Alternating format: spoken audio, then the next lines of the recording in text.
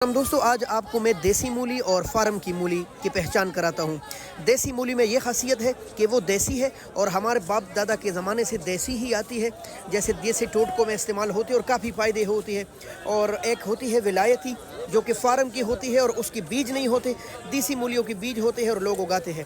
تو یہ جو سامنے آپ کو پتلی لمبی مولی نظر آ رہی ہے نا، یہ پنجاب کے تحفے ہیں اور اس کو لوگ فارمی مولی بولتے ہیں۔ یہ اسی طرح لمبی لمبی ہوتی ہے، کافی بڑی بڑی سائز میں بھی آتی ہے۔ یہ تو چلو بہت خوبصورت سائز ہے اس کی، لیکن یہ کافی بڑی ہو جاتی ہے اور کافی لمبی لمبی ہو جاتی ہے۔ اور یہ سفید مولی ہے۔ ویسے تو اس کا ریٹ بڑھ چکا ہے انٹرنیشنل منڈیوں میں، اور اسلام آباد میں آج بھی یہ تقریباً 400 روپے کی گڈی ہے، 350-400 ایک گڈی میں۔ یہ تقریباً کوئی لگ بھگ 20 مولیاں ہوتی ہے، کم زیادہ 20 مولیاں، جس کو لوگ کہتے ہیں فارم کی مولی۔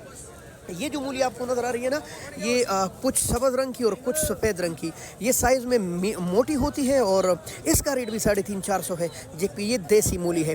اگر آپ صبح نہار مولی کھانا چاہتے ہیں نا، تو پھر یہ والی مولی کا ہی آپ نہار منہ بالکل کھا سکتے ہیں۔